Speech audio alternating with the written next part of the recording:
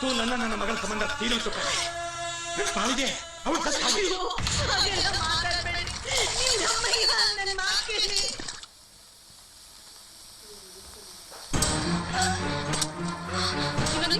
ಇನ್ನೊಂದು ನಿಮಿಷ ಮನೆ